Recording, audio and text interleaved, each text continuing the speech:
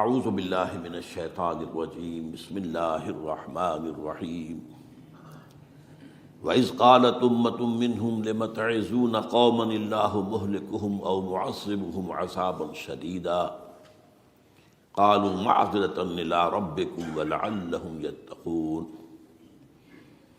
وقال عز وجل كما ورد في آخر سورة الأنبياء وَإِنْ أَدْرِي أَقَرِيبٌ أَمْ بَعِيدٌ مَا تُوعَدُونَ إلى قوله تعالى وَإِنْ أَدْرِي لَعَلَّهُ فِتْنَةٌ لَكُمْ وَمَتَاعٌ إِلَىٰ حِينٍ صدق الله العظيم.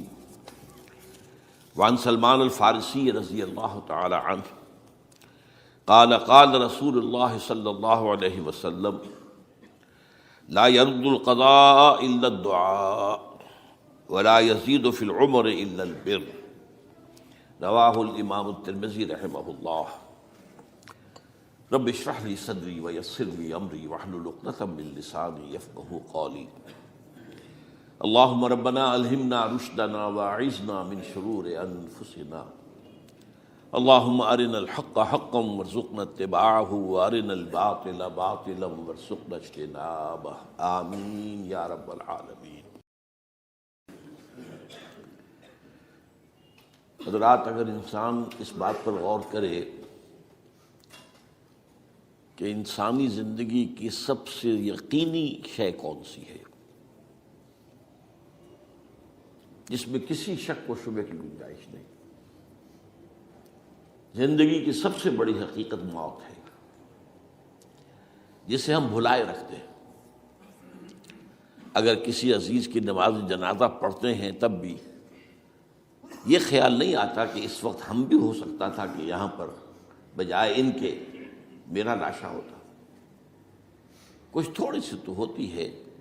قبر میں جب اتارتے ہیں کسی عزیز کو تو کچھ نہ کچھ احساسات کے اندر کچھ حرکت ہوتی ہے، لیکن بس واپس آنے کے بعد پھر آدمی بھول جاتا ہے موت.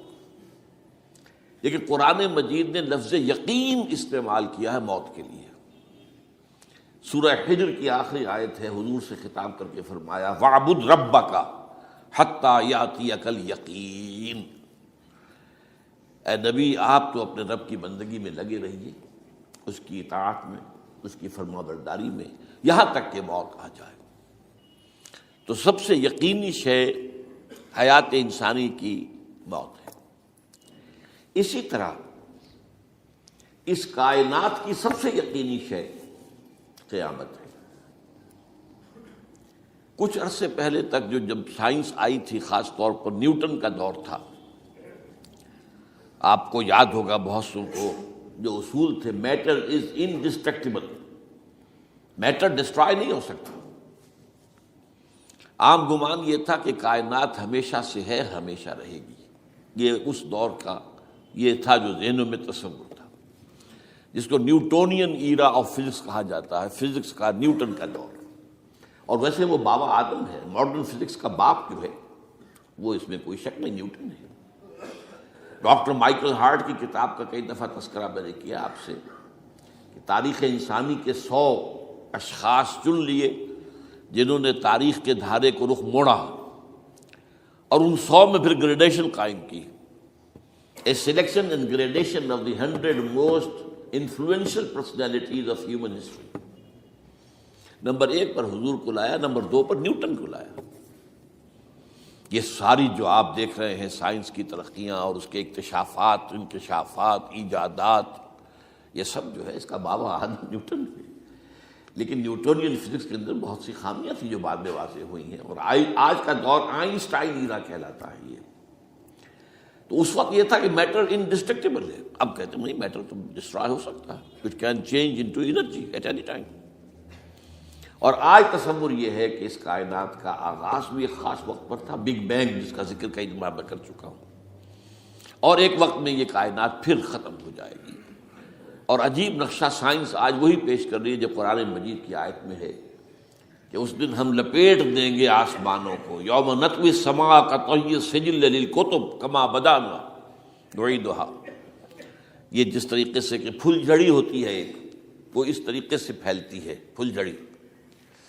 تو اس طریقے سے یونیورس پھیلی ہے، اس کی گیلیکسیز جو ہیں پھیلی ہیں، اور پھر یہ ریورس ایکشن اسی طریقے سے ہوگا، یہ لپیٹ لیا جائے گا جیسے کہ پچھلے زمانے میں کتابوں کے تومار ہوتے تھے۔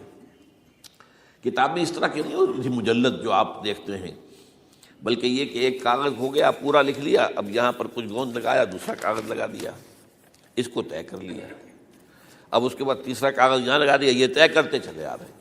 اس کو اسکرولز کہتے تھے، دی ڈیڈ سی اسکرولز بہت مشہور ہوئے ہیں کہ یہ جو بحیرہ مردار ہے اس کے قریب کی کچھ غاروں میں سے انجیل کے بہت پرانے مینuscripts جو برآمد ہوئے تھے تو ان کو ڈیڈ سی اسکرولز کہتے ہیں۔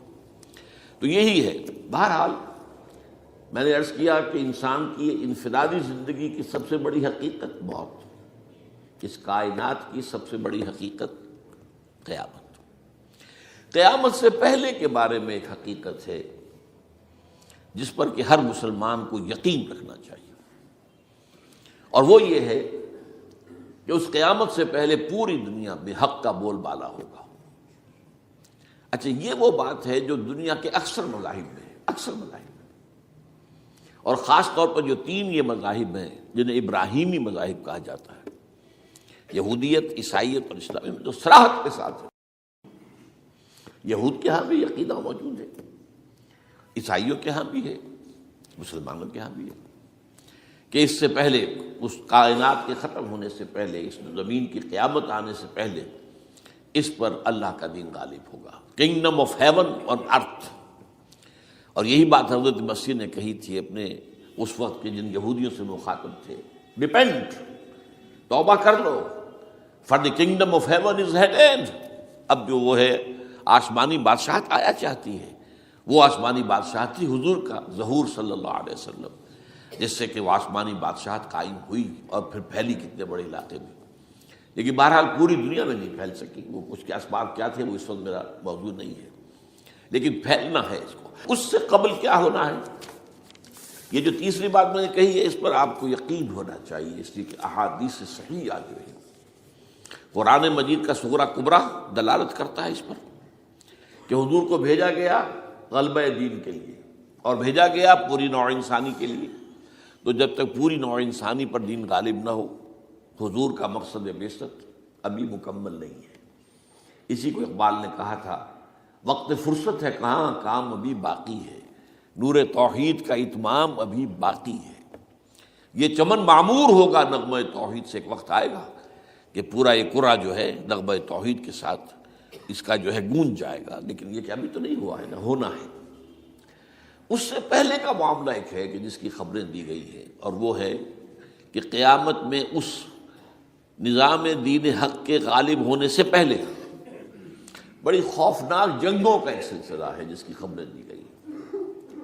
یہ یہود کے ہاں بھی ہیں خبریں موجود، عیسائیوں کے ہاں بھی ہیں، جو بائبل کا آخری باب ہے ریولیشنز آف سینٹ جان، وہ کاشفات یوحنا ترجمہ کیا جاتا ہے، اور حضور کی احادیث پہ بھی موجود ہے۔ ملاحم، باب الملاحم، یہ بہت سی کتابوں کے اندر باقاعدہ ابواب ہیں، ایک باب، باب الملاحم، جنگوں کا باب۔ ان میں سے ایک جنگ وہ ہے جسے کہا ہے اس یوحنا کی مکاشفات میں آرمگدان، اور غالباً اسی کو حضور نے قرار دیا ہے الملحمۃ العظمیٰ، عظیم ترین جنگ، الملحمۃ الکبریٰ۔ تو یہ بھی یقینی چیزیں ہیں کہ جو ہونے والی ہیں۔ یہ ملاحم کیوں ہوں گے؟ اب اس میں اچھی طرح سمجھ لیجئے کہ اس میں ایک تو ہے عذاب اکبر جو آئے گا یہودیوں پر، ایک ہے عذاب اصغر جو آئے گا مسلمانوں پر۔ میں نے یہ آج سے کوئی 20 سال پہلے کتاب لکھی تھی، وہ جو مختلف، پہلے تو وہ نوائے وقت کے اندر کالم کی شکل میں شائع ہوئی تھی، پھر یہ کہ موجودہ اور سابقہ مسلمان امتوں کا ماضی، حال اور مستقبل، غالباً اس وقت آؤٹ آف پرنٹ ہے وہ کتاب۔ بہرحال جن کو بھی دلچسپی ہو وہ اسے کہیں سے حاصل کر لیں، لائبریری سے، مکتبے سے مل جائے گی، اور پڑھے اس کو۔ یہ 20-22 سال پہلے کی بات ہے، کوئی آج کی بات نہیں۔ تو اس میں ان تمام چیزوں کا میں نے تذکرہ کیا ہے، اس لیے کہ عذاب اکبر اس کو کہتے ہیں کہ کسی قوم کا نام و نشان مٹا دیا جائے۔ یہ عذاب اکبر آتا تھا صرف ان قوموں پر جن کے طرف رسول بھیجے گئے اور قوموں نے بحث کے مجموعی رسولوں کا انکار کیا، ان پر وہ عذاب آئے، اسے عذاب استیصال بھی کہتے ہیں۔ فقطع دابر القوم الذین ظلموا، ان کی جڑ کاٹ دی گئی۔ ایک جڑ کاٹنا ہوتا ہے، ایک درخت کو کاٹنا ہوتا ہے، درخت تو کٹے گا تو پھر دوبارہ جڑ میں سے شاید وہ نکل آئے، لیکن نہیں، جڑ سے اکھیڑ۔ لا یرا الا مساکنہم، یہ عذاب جو ہے اب کسی قوم پر نہیں آ سکتا، اس لیے کہ اب کوئی رسول تو آئے گا ہی نہیں، لیکن ایک قوم پر یہ تاریخ کے قرضے کی حیثیت سے موجود ہے، اور وہ قوم یہود ہے۔ ان کی طرف رسول بھیجے گئے حضرت عیسیٰ ابن مریم، رسولا الی بنی اسرائیل، اور انہوں نے یہ بات تو بہت دور کی تھی کہ مانتے انہیں اور ان پر ایمان لاتے، الٹا جو کچھ کیا ہے آپ کو معلوم ہے، انہیں ولد الزنا قرار دیا، جادوگر قرار دیا، واجب القتل قرار دیا، اور اپنے بس پڑتے سولی پر چڑھوا کر دم دیا۔ حالانکہ بہرحال ہوا یہ نہیں ہے، اللہ نے انہیں اس سے پہلے ہی زندہ اٹھا لیا آسمان پر، دوبارہ وہ آئیں گے بہرحال۔ لیکن اس قوم کے اوپر وہ عذاب جو ہے وہ قرض ہے تاریخ کا، وہ قرض ادا ہوگا۔ حضرت مسیح علیہ السلام ہی آئیں گے دوبارہ، اور ان کے ہاتھوں اس امت کا خاتمہ ہوگا، ایک ایک فرد ختم ہو جائے گا۔ یہ جب میں نے یہ باتیں کہی تھی تو امریکہ میں یہودیوں نے بڑا شور مچایا، میرے خلاف جو ہے ان کی ایک مہم نکلی یہودیوں کی طرف سے کہ اس کی کتابیں وغیرہ، اس کے ویب سائٹ بند کرو، یہ جو ہے اینٹی سیمیٹک ہے، یہ کہتا ہے سب یہودی قتل ہو جائیں گے۔ یہاں پر بھی جو میرے ساتھ ایک ڈائلاگ کرنے کے لیے کوئی 12-13 پروفیسر آئے تھے امریکہ وغیرہ سے، ان میں سے جو یہودی تھا تو اس نے بہت ناراضگی کا اظہار کیا، آپ کہتے ہیں سارے یہودی ختم کر دیے جائیں گے، یہ بات ظاہر بات ہے پیلیٹیبل نہیں ہے۔ لیکن پھر ہمارے ساتھی جو وہاں پر تھے امریکہ میں پریشان ہوئے کہ آپ کے خلاف یہاں پر اب یہ مہم شروع ہو گئی ہے، تو میں نے بتایا کہ یہ تو جو زائنسٹ ہے، جوش زائنسٹ، اور اس کے ساتھ ہے کرسچن زائنسٹ۔ کرسچن زائنسٹ کا رسالہ نکلتا ہے ٹرمپٹ، دی فلاڈلفیا ٹرمپٹ، اس کے مدیر نے خود لکھا ہے کہ 80% یہودی قتل ہو جائیں گے۔ اس کو میں نے یوں سمجھا ہے کہ 20% وہ ہوں گے کہ جو حضرت مسیح کی آمد ثانی پر ایمان لے آئیں گے، وہ بچ جائیں گے، لیکن باقی جو اڑے رہیں گے اس کے بعد بھی تو وہ ختم کیے جائیں گے۔ تو یہ عذاب الاکبر جو ہے تاریخ کا ایک قرض ہے کہ جو ادا ہوگا، ورنہ کسی اور قوم پر یہ عذاب اکبر اب نہیں آ سکتا۔ لیکن دوسرے درجے میں یہ عذاب ہوگا امت مسلمہ پر۔ امت مسلمہ بھی تو عذاب کی مستحق ہو گئی، وہ عذاب جو یہودیوں پر بہت پہلے آئے تھے، ضربت علیہم الذلۃ والمسکنۃ وباؤوا بغضب من اللہ، یہ تھا کہ نہیں تھا؟ حالانکہ انہوں تو یہ خیال تھا کہ we are the chosen people of the Lord, ہم تو اللہ کی منتخب قوم ہے، وی آر دی، قرآن کہتا ہے کہ ان کا قول یہ تھا نحن ابناء اللہ واحباؤہ، ہم تو اللہ کے بیٹوں کی طرح ہیں اور اللہ کی جو ہے بہت چہیتے ہیں۔ کہ عذاب آئے، نبوکڈنضر کے ہاتھوں آیا، اسیرینز کے ہاتھوں آیا، پھر یونانیوں کے ہاتھوں، الیگزینڈر دی گریٹ کے ہاتھوں آیا، پھر رومنوں کے ذریعے سے آیا، اور پچھلی صدی میں جرمنوں کے ذریعے سے آیا۔ تو عذاب آئے، یہ عذاب، لیکن قوم ختم نہیں ہوئی، وہ عذاب اکبر نہیں تھے، یہ عذاب مختلف حصوں میں آئے اور بڑی بڑی تباہیاں آئیں، لیکن وہ عذاب اکبر نہیں تھے۔ اسی طرح کے عذاب ہم پر بھی آئے، ہم پر کروسیڈرز آئے اور لاکھوں مسلمان قتل ہوئے۔ یروشلم ہمارے ہاتھ سے 88 برس تک نکلا رہا، اور اس پر عیسائیوں کا قبضہ رہا، ندیاں خون کی بہہ گئی مسلمانوں کی، اور پورا میڈیٹرینین کا ایریا جو ہے تقریباً قبضے میں رہا ہے عیسائیوں کی۔ پورا یورپ اس وقت آیا تھا، یہ جو کروسیڈر 250 برس تک وہ جاری رہے، waves after waves of the Crusaders coming and attacking and conquering the cities, یہ جتنی بھی فلسطین وغیرہ کا علاقہ ہے جس کے اندر ان کا اثار ہے، اور شام کا علاقہ ساحلی۔ پھر آپ کو معلوم ہے ہمارے اوپر عذاب اس سے بھی بڑا، اس سے کئی گنا بڑا آیا تاتاریوں کے ہاتھوں، کروڑوں کے قریب انسان جو ہے مسلمان قتل ہوئے۔ پھر اس کے بعد آپ کو معلوم ہے کہ پھر یہ یورپین کولونیلزم آ گیا، جیسے ان پر آئے تھے یونانی اور پھر رومی اور اب پھر جرمن، ہم پر آئے انگریز آئے، کہیں ولندیزی آئے، کہیں ڈچ آئے، کہیں ہسپانوی آئے، کہیں اطالوی آئے، کہیں اسپینیئرز آئے، اور پورا کا پورا عالم اسلام ان کے زیر نگی آیا کہ نہیں آیا، دی کولونیل ایرا جسے آپ کہتے ہیں۔ تو وہ عذاب ابھی اس امت کے اوپر اور باقی ہے، ایک قرض ہے، اور وہ کیا ہے؟ یہ کولونیل ایرا جب ختم ہوا ہے، ہم آزاد ہونے شروع ہوئے، اب یہ ہمارے لیے ایک امتحان کا مرحلہ تھا بہت بڑا۔ آزاد ہو کر تم کیا کرتے ہو؟ پہلے تو ہم کہہ سکتے ہیں کیا کریں، ہمارے اوپر تو ہم تو مجبور ہیں، ہمیں غلام بنا لیا انگریزوں نے آ کر، ہمیں فرانسیسیوں نے غلام بنا لیا، ہمیں اطالویوں نے غلام بنا لیا، ان کی طاقت کے آگے ہم بے بس ہیں، لاچار ہیں. ٹھیک ہے، لیکن اب آزادی دے کر فَيَنظُرَ كَيْفَ تَعْمَلُونَ، اب تمہیں آزادیاں دے کر پھر اللہ دیکھے گا تم کرتے کیا کیا ہم نے. جو مسلمان قوم ملک آزاد ہوا اس نے یا تو اپنا قبلہ بنایا واشنگٹن کو یا بنایا ماسکو کو، کسی نے قرآن کو اپنا امام نہیں بنایا. دعائیں مانگتے ہیں وَاجْعَلْهُ لَنَا إِمَامًا وَنُورًا وَهُدًى سب، لیکن اس کو امام بنانا، اپنا امام بنانا، اس کے پیچھے چلنا، اس کے احکام کو نافذ کرنا، اس کی شریعت کی تنفیذ کرنا، یہ اس کی تہذیب، اس کا تمدن دیا ہوا، اس کا معاشی نظام دیا ہوا، اس کو قائم کرنا زیرو. اس لیے بہت بڑے عذاب کے ہم مستحق ہیں. بات کڑوی ہے، اچھی نہیں لگے گی، لیکن میں یہ آج سے نہیں کہہ رہا ہوں، میں سن 80 سے یہ باتیں کر رہا ہوں. نوٹ کر دیجیے اس بات کو.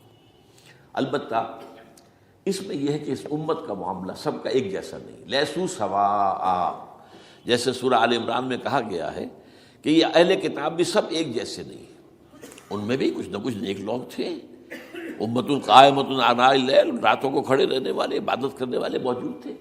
عیسائیوں میں احبار اور رہبان جو تھے وہ بڑے نیک لوگ تھے، اس وقت بھی موجود تھے. لیکن بحثیت مجموعی کا معاملہ کیا ہے اس کو دیکھنا پڑتا ہے نا. بحثیت مجموعی صورتحال کیا ہے؟ تو صورتحال کیا ہے کہ ہم نے کہیں بھی اللہ کے دین کو قائم نہیں کیا. مذہب تو ہے، لیکن ظاہر بات ہے کہ جرم جو ہے تو پوری امت کا، لیکن سب برابر نہیں ہے. سب سے بڑے مجرم عرب مسلمان. کیوں؟ انہیں اللہ نے جو مقام دیا وہ کسی اور کو نہیں دیا. حضور ان میں سے تھے، یہ رتبہ بلند ملا جس کو مل گیا. رسول عربی ہے نا. نمبر 2، ان کی مادری زبان میں اللہ کی کتاب موجود ہے. انہیں اس کو سمجھنے کے لیے کوئی نئی زبان پڑھنے کی ضرورت نہیں ہے. کوئی ہمارے لیے تو یہ صرف پڑھیں، نحو پڑھیں، یہ پڑھیں، وہ پڑھیں، تب کہیں جا کر اپنی آنکھ سے قرآن پڑھیں، ورنہ ترجمہ پر گزارا کریں. ترجمہ ظاہر بات انسپائر نہیں کر سکتا آدمی. ترجمہ تو سیکنڈ ہینڈ نالج ہے. جب آپ ترجمہ پڑھ رہے ہیں تو گویا کہ آپ اس مترجم کی آنکھ سے پڑھ رہے ہیں، اپنی آنکھ سے تو نہیں پڑھ رہے. لہذا یہ سب سے بڑا عذاب تو ان پر آنا ہے. وہ جو میں بیان کر چکا ہوں گریٹر اسرائیل کے قیام کا معاملہ کیا ہے، تباہی تو انہی ملکوں پر آئے گی نا. وہ شام ہے، عراق ہے، اس کے لیے پہلا قدم اٹھایا تھا، ابھی تو اس کو ناکام بنا دیا ہے. اللہ تعالیٰ کی جو بھی حکمت ہے. جو عراق پر حملہ تھا وہ اصل میں اس لیے تھا کہ گریٹر اسرائیل کی طرف پہلا قدم تھا. شیرون نے کہہ دیا تھا، یہ جو پڑا ہوا ابھی کہیں مرا نہیں ہے، اس نے کہا تھا جیسے یہ صدام کی حکومت ختم ہوئی ہے، اس کے مجسمے گرائے گئے ہیں کہ ان قریب عراق پر ہمارا قبضہ ہوگا. یہ اصل میں تھا اس گریٹر اسرائیل کی طرف پہلا قدم. لیکن بات ہونا نقشے جو اب آ رہے ہیں دنیا میں اب تو بہت عام ہو گیا. 1906 سے 2006 سے چھپا ہوا نقشہ ہے وہ، اور ہمارے اخبارات میں اس کا آدھا ابھی آیا ہے. باقی آدھا تو دیا ہی نہیں گیا. باقی آدھا ہے مڈل ایسٹ سے متعلق. وہاں جو نئی تقسیم ہونی ہے، عراق کے 3 حصے ہونے ہیں. ایک حصہ کردستان کے ساتھ مل جائے گا، وہ گریٹر کردستان، ایران کا کردستان، عراق کا کردستان، ترکی کا کردستان ملا کر ایک کردستان. جیسے ہمارے ہاں پاکستان کا بلوچستان، افغانستان کا بلوچستان اور ایران کا بلوچستان ملا کر گریٹر بلوچستان بنے گا. یہ ممکن نقشہ، یہ نقشہ تو اس میں دیا گیا ہے جو اب اخبارات میں چھپے. وہ اگلا حصہ جو ہے وہ میں آپ کو بتا رہا ہوں. اور جو سعودی عرب کے ٹکڑے ہوں گے کہ ایک چھوٹی سی ریاست بنا دی جائے گی مکہ مدینہ شہروں کے اوپر مشتمل. یہ ویٹیکان ہوگا، جیسے ویٹیکان سٹی ہے روم کے اندر، یہ عیسائیوں کا ایک بڑا مرکز ہے. تو وہ ایک چھوٹی سی حکومت اسے کہتے ہیں، علیحدہ ہے. وہاں اطالوی حکومت کا قبضہ نہیں ہے، وہاں پہ ان کی اپنی حکومت ہے، پوپ کی حکومت ہے. ایسے ایک ویٹیکن، گویا کہ ایک مسلم ویٹیکن بنا دیا جائے گا مدینہ. یہ ان کے نقشے ہیں. یہ نہ سمجھے کہ ایسا ہوگا، یہ تو اللہ جانتا ہے. لیکن یہ کہ جو ہوگا وہ تو میں نے کئی دفعہ کہا، وہ تو اللہ کو معلوم ہے. یمکرون و یمکر اللہ، وہ اپنی سے چالیں چل رہے ہیں، اللہ اپنی چال چل رہا ہے. لیکن نقشوں کی یہ بہرحال اس میں جو بھی ہے یقیناً ایک حد تک کامیابی انہیں ہوگی جس کی خبریں ہمیں دی گئی ہیں. گریٹر اسرائیل ایک دفعہ قائم ہوگا، سعودی عرب سے بھی شمالی حصہ لے لیا جائے گا. مدینے میں داخل نہیں ہو سکیں گے بس. اچھا، مکے کو وہ کلیم نہیں کرتے، مکے سے انہیں کوئی سروکار نہیں ہے. لیکن یہ کہ مدینے کو وہ کہتے ہیں یہ ہمارا ہے، ہمیں یہاں سے نکالا گیا تھا، اور وہاں لیکن حدیث میں ہے کہ مدینے میں داخل نہیں ہو سکے گا دجال اور اس کی جو فوج ہے، لیکن باقی شام، عراق، فلسطین، لبنان اور ترکی کا جنوبی حصہ اور مصر میں جو ہے یہ سینائی پیننسلا کے ساتھ ساتھ سارا، وہ اس پر تو رو رہے ہیں ابھی تک یہودی کہ کیوں واپس کر دیا سینائی پیننسلا، 1967 وار میں ہم نے جیتا تھا اسے، بعد میں وہ اسحاق ریبن اور یاسر عرفات کے درمیان دوستی کروائی تھی کلنٹن نے، جس کے نتیجے میں وہ واپس آیا ہے، لیکن یہ کہ وہ واپس لے گئے، اور اس کے علاوہ جو فرٹائل علاقہ ہے نائل کے ڈیلٹا کا وہ بھی ان کے شامل ہے۔ تو اس ظاہر بات ہے جب یہ ہوگا تو بڑی تباہی آئے گی، اس میں تو کوئی شک ہی نہیں۔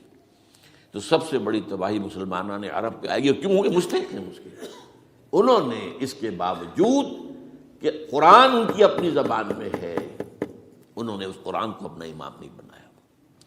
نمبر 2 پر میں ہمیشہ کہتا رہا ہوں کہ جو مسلمانان عجم، اگر فرض کیجئے کہ 140 کروڑ مسلمان اس دنیا میں ہیں تو 30 کروڑ کے قریب جو ہیں وہ عرب ہیں، باقی 110 کروڑ جو ہیں، 1 ارب سے زیادہ تو غیر عرب مسلمان ہیں۔ ان میں سب سے بڑے مجرم جو ہے وہ ہم مسلمانوں نے پاکستان، ہم نے ایک تقسیم کرائی اسلام کے نام پر، ہم نے کہا کہ ہم اسلام کا نظام قائم کریں گے، اور اللہ نے ہمیں معجزے کے طور پر وہ ملک عطا کر دیا پاکستان۔ اب قمری حساب سے 63 برس گزر چکے ہیں، جو آپ 61 کہتے ہیں، اگر قمری حساب رکھیں 63 برس ہو چکے، کہاں ہے وہ اسلام؟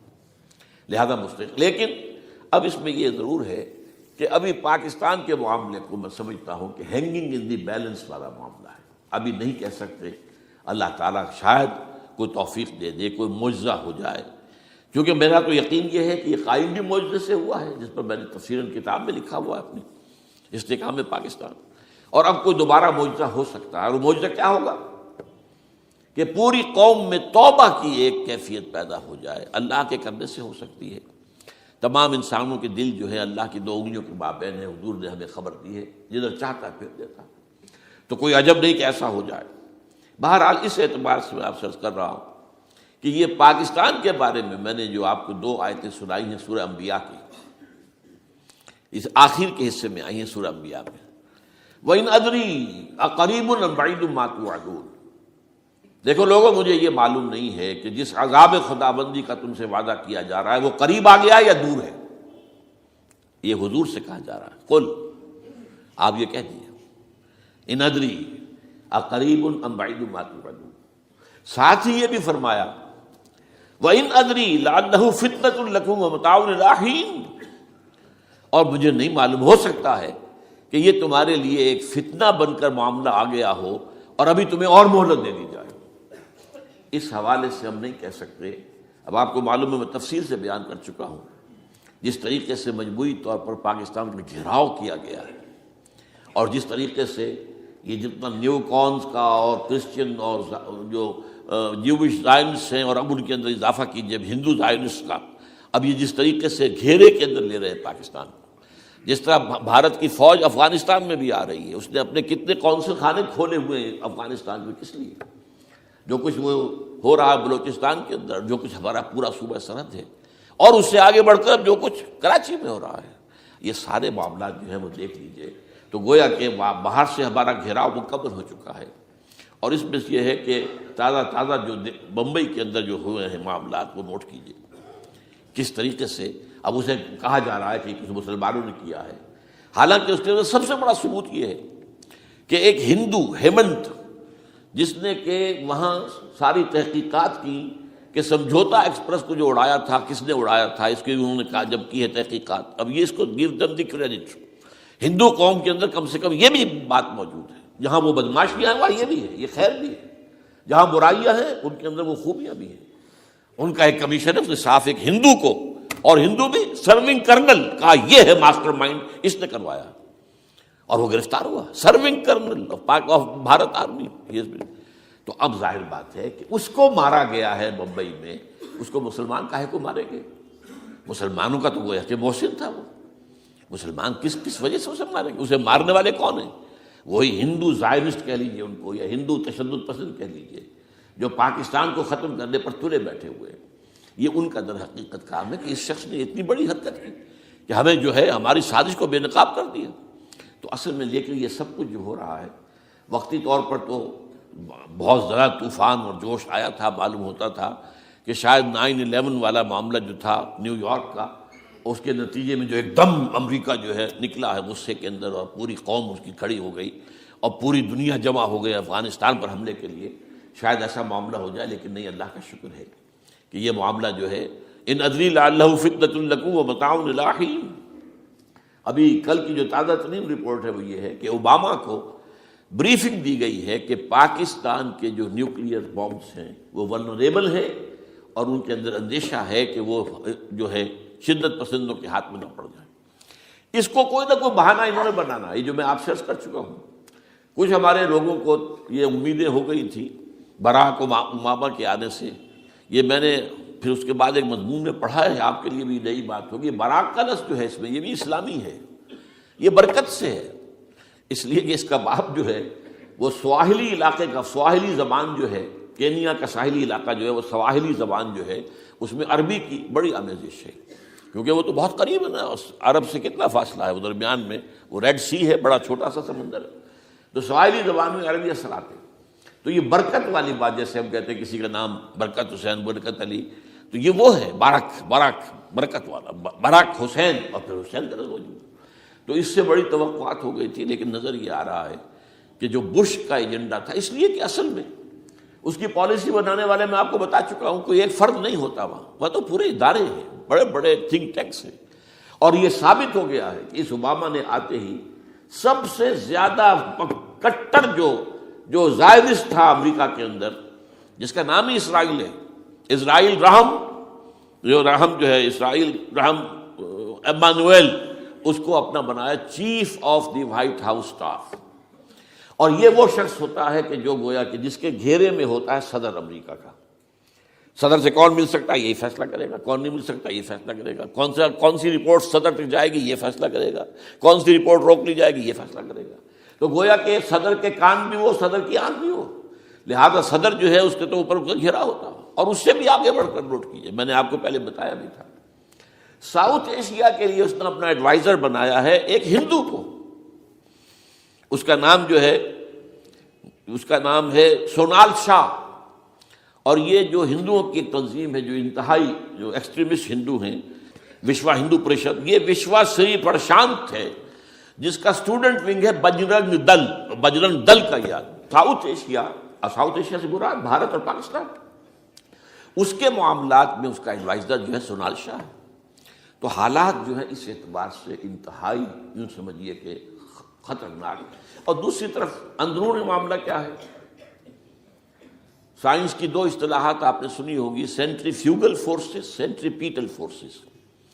سینٹریفیوگل وہ ہوتی ہے کہ جو مرکز سے توڑنے والی ہوتی ہے، بھاگتا ہے ہر ایک مرکز کو چھوڑ کر، یہ سینٹریفیوگل فورسز ہے. سینٹریپیٹل وہ ہوتی ہیں جو مرکز کی طرف لانے والی ہوں، جو ایک مرکز کے گرد لوگوں کو جمع کرے. تو مرکز گریز اور مرکز کی طرف رخ کرنے والی. ہمارے پاس سینٹریپیٹل فورس صرف ایک ہے، وہ اسلام ہے، اور وہ ہے نہیں. ہر چند کہیں کہ ہے، نہیں ہے. کہاں ہے نظام؟ کہاں ہے؟ مذہب تو ہے، مذہب تو انڈیا میں بھی ہے، مذہب امریکہ میں بھی ہے، مذہب کی تو کوئی کمی نہیں ہے. فاسٹسٹ گروئنگ ریلیجن میں نے بارہا کہا ہے دنیا میں مانا جا رہا ہے کہ اسلام، لیکن مذہب دین کہیں نہیں. حضور بھیجے گئے تھے دین کو غالب کرنے کے لیے. هو الذی ارسل رسولہ بالہدی ودین الحق لیظہرہ علی الدین کلہ. سینٹریفیوگل فورسز آپ کو یاد ہوگا، میں نے گنوا دیا تھا ایک دفعہ. آپ کا نارتھ پول کیا ہے؟ NWFP. وہاں حکومت اس نے کن کی ہے؟ وہ اسفند یار ولی، جس کا دادا، جس نے پاکستان میں دفن ہونا گوارا نہیں کیا، جن کا پختہ موقف یہ ہے. اس کے باپ کا بھی ولی خاں کا یہ تھا کہ انگریز نے بنایا ہے، پاکستانی انگریز کا بنایا ہوا ہے، یہ انگریزی سازش کے نتیجے میں وجود میں آیا. And they believe in that.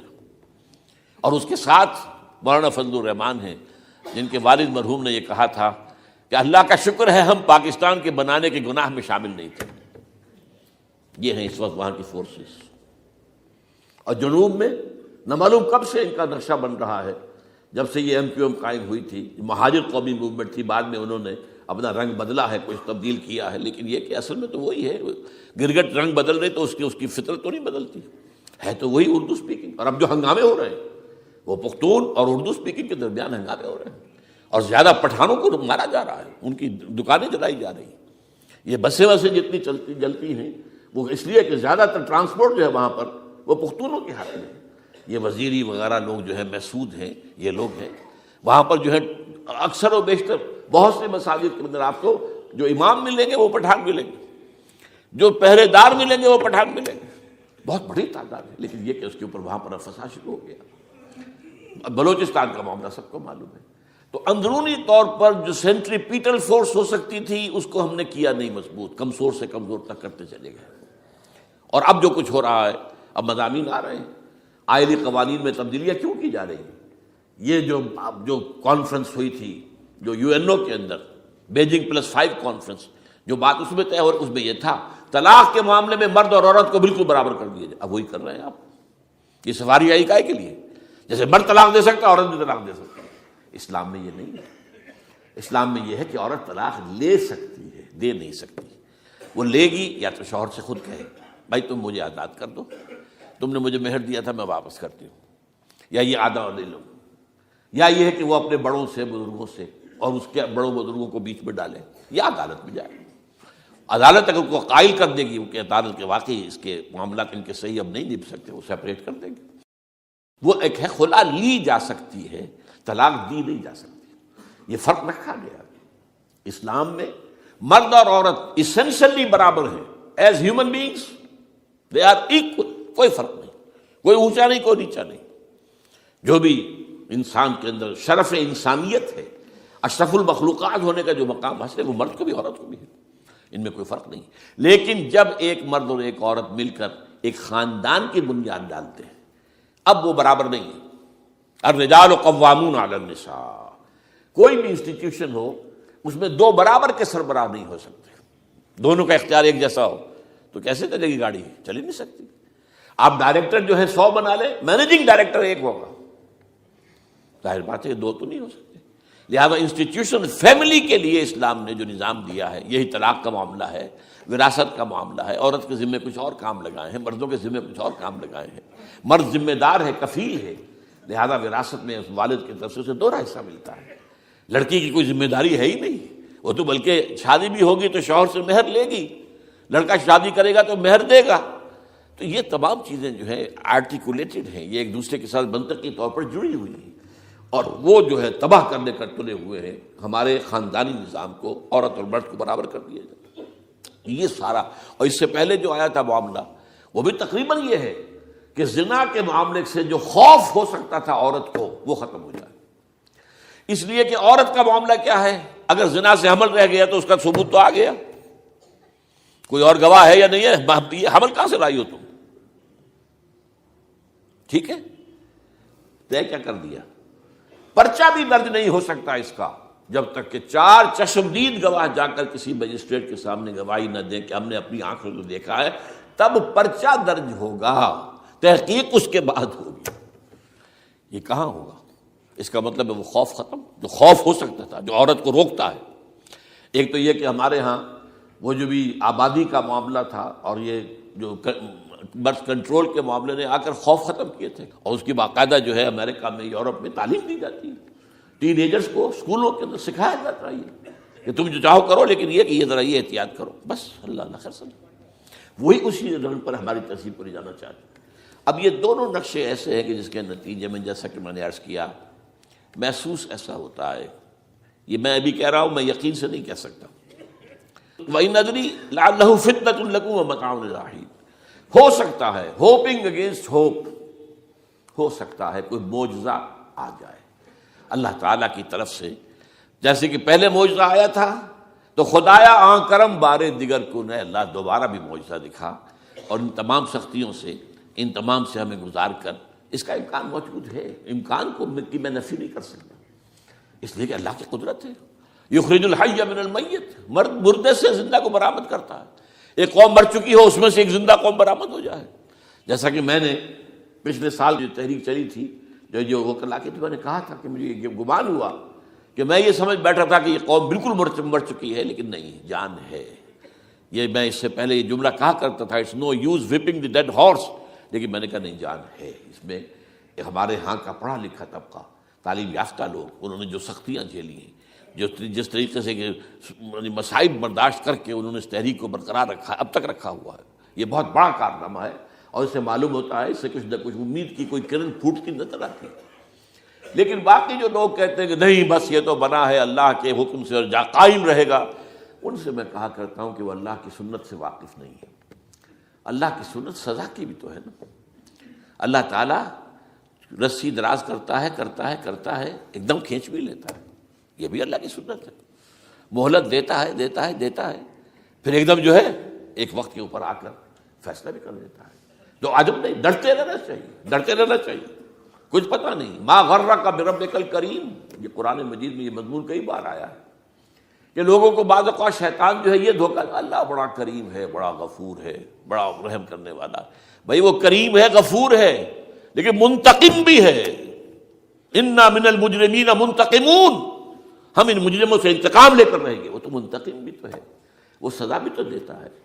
اس نے جہنم جو ہے یہ کوئی ڈیکوریشن پیس کے طور پر تو نہیں بنائی ہے، کس لیے بنائی ہے؟ وہ تو ہم نے فیصلہ کیا ہے، لَأَمْلَأَنَّ جَهَنَّمَ مِنَ الْجِنَّةِ وَالنَّاسِ أَجْمَعِينَ، یہ میں نے طے کیا ہوا ہے۔ تو اللہ تعالیٰ جو ہے سزا بھی دیتا ہے، تو اللہ تعالیٰ ہمیں اس سے بچائے۔ بہرحال ہو سکتا ہے کہ اس کے بعد بھی اللہ تعالیٰ ہمیں اور مہلت دے دے، اور اس مہلت کے لیے اس کرنے کا کام کیا ہے؟ کرنے کا کام یہ ہوگا دعا اور توبہ۔ پہلے توبہ کی جائے پھر دعا، ورنہ دعا قبول نہیں ہوتی۔ پہلا کام توبہ ہے۔ یا ایھا الذین آمنوا توبوا الی اللہ توبۃ نصوحا، اے اہل ایمان اللہ کی جناب میں توبہ کرو، خالص توبہ۔ کیا مطلب ہے؟ اپنی زندگیوں میں سے شریعت کے خلاف، ویسے بھی اخلاقیات کے خلاف، جھوٹ، دغا، فریب، دھوکہ، غبن، سب کو ختم کرو۔ سود، بے پردگی، عریانی، فحاشی ختم کرو۔ طے کر لو کہ کوئی شخص شریعت کے خلاف اور اخلاقیات کے خلاف، صرف شریعت نہیں، ایک بنیادی انسانی اخلاقیات ہوتی ہیں، اس کے سارے تقاضے پورے کر دیں جو ہمارے یہاں ختم ہو چکے ہیں۔ میں نے جیسا کہ بارہا کہا ہے کہ اس وقت دنیا کی سب سے بڑی منافق ترین قوم جو ہے مسلمانان پاکستان ہے۔ جھوٹ اور وعدہ خلافی اور اس کے ساتھ جو ہے وہ غبن کا معاملہ جتنا ہمارے ہاں ہے، آپ پوری دنیا میں آپ کو کہیں نہیں ملے۔ تو اس لیے پہلے توبہ کی جائے اور پھر دعا کی جائے۔ اسی لیے میں نے آپ کو حدیث سنائی ہے کہ اللہ کے فیصلے کو بھی کبھی کبھی دعا جو ہے لوٹا دیتی ہے، لیکن وہ دعا کب ہو؟ جب آپ نے اللہ کے ساتھ اپنا معاملہ صحیح کر لیا ہو۔ فرمایا حضور نے، جو میں نے ترمذی کی روایت آپ کو سنائی، لا يرد القضاء الا الدعاء، اللہ کا فیصلہ بھی کبھی کبھی اللہ تعالیٰ کسی فیصلے کو مؤخر کر دیتا ہے۔ حضرت یونس علیہ السلام کی قوم پر اللہ کا فیصلہ آ چکا تھا، عذاب کے آثار شروع ہو چکے تھے، پوری قوم نے توبہ کی، اللہ تعالیٰ نے عذاب کو جو ہے وہ وہاں سے ہٹا لیا ان کے سروں پر سے، اور ایک مدت تک کے لیے انہیں مہلت وسیع دے دی۔ تو اس کے لیے تو یہ ہے کہ توبہ کی جائے اور دعا کی جائے، اور اس میں یہ ہے کہ اس توبہ کا ایک حصہ لازماً یہ ہونا چاہیے کہ ہم طے کر لیں کہ اللہ اب مجھے اپنی بہترین توانائیاں، اپنی قوتیں، صلاحیتیں، وسائل خرچ کرنے ہیں اور تیرے دین کو قائم کرنے کے لیے۔ اس کے لیے کسی نہ کسی جماعت کے اندر، جس کو بھی آدمی سمجھے کہ ہاں یہ بہترین جماعت ہے، یہ صحیح ترین جماعت ہے، یہ واقعی اسلام کو قائم کرنے کے لیے کام کر رہے ہیں، اور واقعی اس طریقے سے کر رہے ہیں جس طریقے سے وہ ہو سکتا ہے، اگر آپ اس پر لیکن لازم سمجھیں لا اسلام الا بالجماعہ، کوئی اسلام نہیں ہے جماعت کے بغیر۔ یہ حضرت عمر رضی اللہ تعالیٰ عنہ قول ہے، اور حضور کی حدیثیں تو میں نے 12 آپ کو سنائی ہے۔ انی آمرکم بخمس اللہ امرنی بہن بالجماعت والسمع والطاعت والہجرۃ والجہاد فی سبیل اللہ، میں تمہیں 5 باتوں کا حکم دے رہا ہوں، اور یہ 5 باتیں وہ ہیں جن کا اللہ نے مجھے حکم دیا ہے، جماعت، سمع و طاعت اور جہاد و ہجرت، یہ 5 باتیں۔ تو اس لیے توبہ کے اندر یہ لازمی جز ہونا چاہیے کہ اب ان صلاتی و نسکی و محیای و مماتی للہ رب العالمین، یہ فیصلہ کر لیجئے۔ اس کے بعد یہ ہے کہ اللہ تعالیٰ اس پر استقامت عطا فرمائے، اس کی بھی خود دعا کیجئے کہ اللہ اب تو نے مجھے یہ ہدایت دے دی ہے، تو اب لا تزغ قلوبنا بعد اذ ہدیتنا وہب لنا من لدنک رحمۃ انک انت الوہاب۔ ایک دوسری آخری بات میں آج آپ سے کہہ رہا ہوں، ڈرتے ڈرتے اگر خدا نہ خواستہ خدا نہ خواستہ خدا نہ خواستہ خاکم بدہن، اگر پاکستان کے لیے بھی اللہ تعالیٰ کی طرف سے آخری سزا کا فیصلہ ہو گیا ہو، جس کے چرچے ہیں، تیری بربادیوں کے مشورے ہیں آسمانوں پر، وہ آسمان اوپر کے آسمان اور ہیں، زمین کے آسمان بھی تو ہیں نا، یہ امریکہ، یہ وائٹ ہاؤس، یہ پینٹاگون، یہ جو ہے اسٹیٹ ڈپارٹمنٹ، یہ سب جو کیا ہے، نیٹو کا ہیڈ کوارٹر، یہ ساری چیزیں کیا ہیں؟ تو تیری بربادیوں کے مشورے ہیں آسمانوں میں، اور اس کے لیے خبریں وہ دیتے آ رہے ہیں۔ بہت سے لوگ کہتے ہیں یہ خام خواہ کے ہیں ان کے، یہ ہمارا صرف بھی ہماری بددلی پیدا کرنے کے لیے نہیں، لیکن یہ کہ جو کچھ انہوں نے نقشے بنائے تھے وہ نقشے تو پورے ہوتے چلے آئے۔ 1897 میں یہودیوں نے جو فیصلے کیے تھے، 20 برس کے بعد بالفور ڈیکلریشن کی شکل میں وہ فیصلہ آ گیا، یہودیوں کو فلسطین میں آبادی کا حق دے دیا گیا، Balfour declaration 1917، only 20 years later۔ اس کے 20 سال بعد 48 میں اسرائیل قائم ہو گیا۔ کوئی تصور کر سکتا تھا پچھلی صدی کے اندر یہودیوں کی حکومت قائم ہو جائے گی دنیا میں؟ کہیں امکان کوئی نہیں تھا۔ پوری دنیا میں پھر ادھر ادھر پھیلے ہوئے، منتشر، جسے وہ ڈائسپورا کہتے ہیں، اور یورپ میں تو شدید نفرت تھی ان سے۔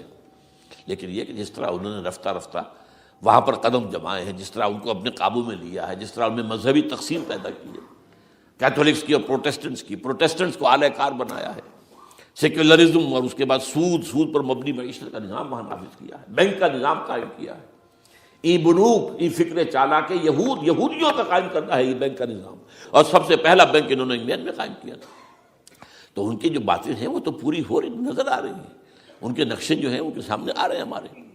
تو اس حوالے سے ہو سکتا ہے خاکم بدہن، اگر خدا نہ خواستہ یہ لکیر ختم ہو جائے، تب بھی ظاہر بات ہے زمین تو کوئی ختم نہیں ہو جائے گی، اللہ کی زمین ہے۔ کیا پاکستان نہ بنتا تو ہمارے ذمے نہیں تھا کہ اللہ کے دین کو دنیا میں قائم کرنے کی جد و جہد کرتے؟ وہ تو بحیثیت مسلمان ہمارا فرض ہے۔ کیا حضور اکثریت میں تھے عرب میں؟ وہ تو اقلیت میں بھی نہیں تھے، ایک آدمی تھا اللہ کا بندہ کھڑا ہوا ہے، جو جنہوں نے ایک مرتبہ حضور کی بات سنی ہے اور جا کر کہا ہے اپنی قوم، یا قومنا اجیبوا داعی اللہ، اے ہماری قوم کے لوگوں، اس اللہ کی طرف دعوت دینے والے کی پکار کو سنو، لبیک کہو۔ تو کوئی عجب نہیں، یہ جو اقبال نے الفاظ کہے ہیں، تو نہ مٹ جائے گا ایران کے مٹ جانے سے، نشے میں کو تعلق نہیں پیمانے سے، اور ہے آیاں فتنہ تاتار کے افسانے سے، پاسباں مل گئے کعبے کو صنم خانے سے۔ تاتاریوں کے ہاتھوں کروڑوں مسلمان قتل ہوئے، اور پھر وہی تاتاری مسلمان ہو گئے۔ امت مسلمہ کی قیادت ان تاتاریوں کے ہاتھ میں آ گئی، عربوں سے لے کر ان تتولوا یستبدل قوما غیرکم، جو بات سورہ محمد میں کہہ دی گئی تھی بالکل آغاز میں، اگر اے عربوں تمہیں جو مقام ہم نے دیا ہے، اپنا رسول تم میں سے بھیجا، بعث فی الامیین رسولا منہم، تمہاری زبان میں اپنی کتاب نازل کی، تو تمہیں جو مشن سونپا ہے، اگر تم نے اسے پیٹھ دکھا دی تمہیں ہٹائیں گے، کسی اور قوم کو لے آئیں گے۔ اور یہ 13ویں صدی عیسوی میں ہو گیا۔ 1258 میں آخری خلیفہ بنو عباس کا اسے محل سے نکالا ہے مستعصم باللہ کو، اور ایک جانور کی کھال میں لپیٹ کر ڈال دیا ہے گلی میں، اور گھوڑے دوڑا دیے اس کے اوپر۔ یہ آخری چراغ گل ہوا ہے بنو عباس کا، جس پر کہا تھا سعدی نے، آسمارا حق بود بر خوب بارد بر زمین بر زوال ملک مستعصم امیر المومنین۔ مستعصم باللہ نام تھا آخری خلیفہ کا، اس کی حکومت کے زوال پر آسمان سے خون بھی برسے تو اس کا حق ہے آسمان کو کہ خون کی بارش کرے۔ تو یہ چیزیں ہیں جو کہ نوٹ کرنے کی ہیں۔ اگر خدا نہ خواستہ ایسا ہو جائے تو ظاہر بات ہے کہ اسلام پھر بھی زندہ رہے گا۔ ہم مر سکتے ہیں، اسلام نہیں مرے گا، اسلام کو تو رہنا ہے۔ جیسا کہ حضور نے فرمایا کہ میں آخری رسول ہوں، تم آخری امت ہو، وہ تو یہ ہے، البتہ یہ ہے ہو سکتا ہے ہم سے یہ قیادت چھین کر کسی اور کو دے دی جائے، اور کوئی عجب نہیں کہ ہندوؤں سے ہمیں پٹوا کر ہندوؤں کے ہاتھ میں دے دی جائے۔ تاریخ کی میں مثال دے رہا ہوں، ہے یہاں فتنہ تاتار کے افسانے سے، پاسباں مل گئے کعبے کو صنم خانے سے۔ آخر ہندوستان میں 20 کروڑ مسلمان ہے کہ نہیں، بلکہ زیادہ ہے۔ آپ سوچئے اس ہندوستان کی سرزمین سے شیخ احمد دیدات پیدا ہوا تھا، جس نے پوری دنیا میں عیسائیوں کو جو ہے وہ مناظروں میں شکست دی ہے۔ اسی ہندوستان سے آج ذاکر نائک کھڑا ہوا، پوری دنیا میں ڈنکا بجا رہا ہے، عیسائیت کے خلاف، یہودیت کے خلاف، ہندو مت کے خلاف، ان کی کتابوں سے، ان کے ویدوں سے، ان کے تمام جو اسکرپچرس ہیں ان کے حوالے سے ثابت کر رہا ہے تمہارا دین غلط ہے، تمہارے ہاں تو محمد کی بشارتیں موجود ہیں، دیکھو یہ ہے، یہ کتابیں ہیں، یہ پڑھی انہوں نے۔ میں نے کبھی کہا تھا مولانا علی میاں رحمۃ اللہ علیہ سے کہ مولانا، میں یہ گیا تھا ان کے پاس ملاقات کے لیے، میرا خیال ہے کہ سن 82-83 کی بات ہے، کہ میں اور کسی سے تو توقع نہیں رکھتا لیکن آپ سے توقع رکھتا ہوں کہ آپ زیادہ روشن خیال علماء میں سے ہیں، کہ آپ ندوۃ العلماء لکھنؤ کے اندر آپ سنسکرت کی تعلیم کو لازمی کریں، تاکہ آپ کے فارغ التحصیل لوگ نکلیں تو وہ پڑھ سکیں ویدوں کو کہ ویدوں میں کیا لکھا ہوا ہے، ہندو کے ذہن کو تو سمجھے کہ ہندو کا ذہن ہے کیا، اس کا فکر کیا ہے، اس کی سوچ کیا ہے، اس کے عقائد کیا ہیں، جو وہ ظاہر کر رہے ہیں وہی ہے یا واقعی ان کی کتابوں میں کچھ اور ہے۔ آج ہمارا بھی ظاہر بات ہے کہ آج اسلام جو ہے، کوئی تازیوں کے جلوسوں سے کوئی اسلام کو پہچانے، یا جو پیروں کے مقبروں کے اوپر جو ہے صوفیہ کے جو عرس ہو رہے ہیں اس کے حوالے سے اسلام کو پہچانے گا تو کیا وہ صحیح اسلام کو پہچانے گا؟ اسی طریقے سے آپ کو ہندو مذہب کا ذہن جو ہے کیا ہے، تو وہ وعدہ کیا کہ ہاں آپ نے بہت اچھی بات کہی ہے۔ 2 سال کے بعد میری ملاقات وہاں ہوئی ایک کانفرنس میں، وہ بھی مدعو تھے، میں بھی تھا شکاگو میں۔ میں نے پوچھا مولانا وہ آپ نے کیا؟ کہ میں تو بھول ہی گیا۔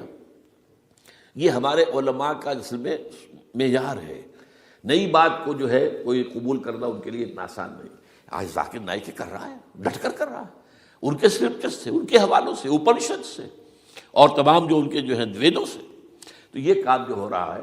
اسی طریقے سے یہ بھی بات میں آپ کو بتا دوں کہ میرے دورہ ترجمہ قرآن کی جس قدر پذیرائی بھارت میں ہو رہی ہے، پاکستان میں نہیں ہے۔ پاکستان میں تو میرے چینلز بند کر دیے گئے، مجھ پر بہت سے چینلز جو ہیں ان کا دروازہ بند ہے، پی ٹی وی میں تو میرا داخلہ ہی حرام ہے، اور باقی سب نے بند کر دیا گیا۔ ایک جو ہے ہمارے ہاں ایک مائنورٹی کمیونٹی ہے، وہ اتنی زوردار ہے، اور ظاہر بات ہے نیوسنس ویلیو اگر زیادہ ہے تو وہی چیز دنیا میں چلتی ہے۔ آپ کو معلوم ہے بند کرا دیا انہوں نے، کچھ عرصے کے لیے ذاکر کا پروگرام بھی ممبئی میں بند کرا دیا تھا، لیکن وہاں تو کھل گیا، اس لیے کہ کم سے کم ذاکر نے پچھلے دنوں کہا ہے ایک کانگریس ایک اپنے اجلاس کے اندر، اور یہ عجیب بات ہے، اس سے پہلے اس نے کبھی کوئی سیاسی بات نہیں کی، لیکن اس نے یہ بات کہی ہے کہ پہلے تو کہا جاتا تھا ہندوستان میں کہ مسلمان تعلیم حاصل نہیں کرتے، جاہل ہیں، اس لیے پیچھے رہ جاتے ہیں، اور آج جب مسلمان آگے آ گیا ہے تعلیم میں تو اب آئی ٹی کے میدان میں دروازہ بند کر دیا گیا مسلمانوں کا۔ یہ اس نے کھل کر کہا ہے، بامبے کے اسٹیج پر کہا ہے، لیکن اس نے یہ کہا کہ جو کچھ بھی ہے ہندوستان میں، لیکن ایک بات ہے کہ ہندوستان کی عدلیہ صحیح جگہ پر قائم ہے، اس کا مقام درست ہے۔ آپ سوچئے ہمارے ہاں اس کا تصور ہے کہ اس طریقے کی انکوائری کمیٹی آئے اور اس طرح کھل کر اس کا جو ہے لوگوں کے سامنے اس کو بیان بھی کر دیا جائے۔ ہمارے ہاں تو کسی انکوائری کمیٹی کی رپورٹ آج تک سامنے آتی ہی نہیں، سب بند، کوئی کمیٹی جو بھی کچھ ہو جائے، اس کے بعد کسی کو پکڑنا، سرونگ کرنیل کو پکڑ لینا، تو عدلیہ قائم ہے۔ جیسے کہ کبھی چرچل نے کہا تھا جب بے انتہا تباہی ہو گئی تھی سیکنڈ ورلڈ وار میں، اور لوگ آئے کہ برباد ہو گئے، تباہ ہو گیا، یہ ہو گیا وہ، اس نے کہا یہ بتاؤ کہ برطانیہ میں عدالتیں کام کر رہی ہیں کہ ہاں، بس ٹھیک ہے، پھر یہ ملک قائم رہے گا۔ یہ معاملہ جو ہے بھارت کے اندر عدالتیں ہیں چل رہی ہیں، تو اس حوالے سے کوئی عجب نہیں، کوئی عجب نہیں۔ ہمیں اصل میں جیسا کہ میں نے کہا تھا کہ ہم وطن پرست نہیں ہیں، ہم زمین پرست نہیں ہیں، وندے ماترم یہ ہمارا ترانہ نہیں ہے، زمین کے پجاری نہیں ہیں، ہمیں پاکستان سے محبت ہے اور پاکستان کا دفاع کریں گے۔ اور بڑے عمدہ بات ہے کہ اس موقع پر جو ہے تمام ہماری جو اپوزیشن پارٹیز ہیں وہ جا کر جمع ہو گئی ہیں، آل پارٹیز کانفرنس کے اندر یکجہتی کا ثبوت دیا ہے۔ یہ اسلام کے لیے ہونا چاہیے، صرف ایک خطہ زمین کے لیے نہیں۔ اصل میں شے جو ہے ہمیں جو مقصود ہے وہ اسلام ہے۔ تو کوئی عجب نہیں ہے کہ جس طریقے سے پچھلے دنوں ہمارے یہ بہت اہم آدمی ہیں، آپ کو معلوم سید قاسم محمود صاحب بے شمار کتابوں کے مصنف ہیں، یہ دلی گئے تھے اور اس سے آگے بھی گئے مختلف جو ہیں یو پی کے شہروں میں۔ انہوں نے واپس آ کر جو خط لکھا تھا، پھر دائے خلافت میں شائع بھی کر دیا تھا کہ وہاں تو گلی کوچوں میں آپ کا نام گونج رہا ہے، اس درجے وہاں پر یہ درس قرآن کا معاملہ جو ہے۔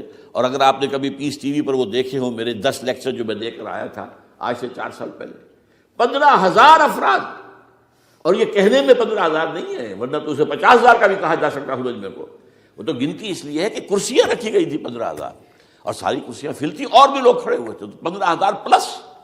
کہیں پاکستان میں تو آج تک یہ بات نہیں ہوئی ہے، لیکن یہ کوئی عجب نہیں۔ قرآن مجید میں سورہ انعام میں نقشہ کھینچ دیا گیا ہے، حضور سے کہا گیا اے نبی آپ مایوس اور بددل نہ ہوں، اگر یہ مکے والے ہماری اس کتاب قرآن کی قدر نہیں کر رہے تو ہم نے ایک قوم کو تیار کر رکھا ہے جو اس کی ناشکری نہیں کریں گے، ناقدری نہیں کریں گے۔ ان یکفر بہا ہؤلاء، اگر یہ لوگ مکے والے آپ کی قوم اگر یہ کفران نعمت کرے گا قرآن کا تو ہم نے ایک اور قوم کو تیار کر رکھا ہے، وَوَكَّلْنَا بِهَا قَوْمًا لَيْسُوا بِهَا بِكَافِرِينَ، وہ اس کی ناقدری نہیں کریں گے۔ اب دیکھ لیجئے معجزہ کیا ہوا، مدینے میں تو حضور کا قدم مبارک بھی نہیں پہنچا اور وہاں انقلاب آ گیا۔